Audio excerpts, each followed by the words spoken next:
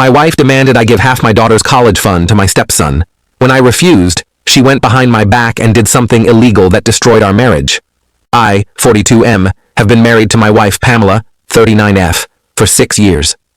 We each have a child from previous relationships, my daughter Dorothy, 17F, and her son Ethan, 19M. I've always been laser-focused on saving for Dorothy's future. My own parents struggled financially when I was growing up, and I vowed to give my child a better start in life. When Dorothy was born, I was just 25 and working an entry-level job. Her mother, Jessica, and I weren't married, and our relationship was rocky. Despite the challenges, I opened a college savings account for Dorothy when she was just a month old. Those early years were tough.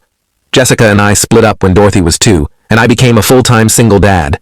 I worked long hours at my main job and picked up weekend shifts bartending to make ends meet. Every month, no matter how tight money was, I put something into Dorothy's college fund. Sometimes it was only $20, but I was determined to keep it growing.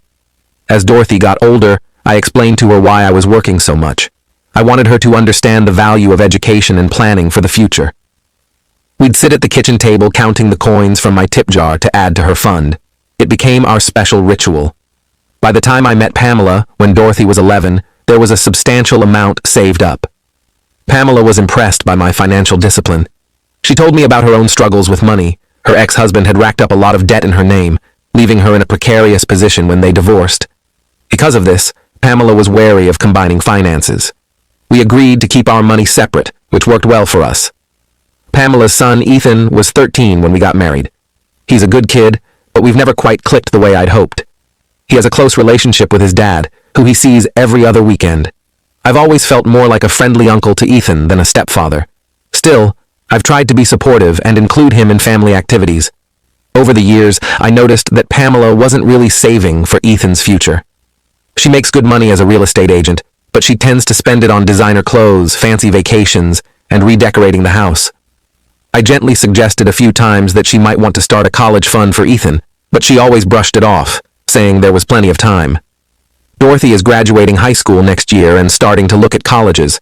She's always been an exceptional student, taking AP classes, involved in multiple extracurriculars, and volunteering at the local animal shelter. Her hard work has paid off, and she's been accepted to several prestigious universities.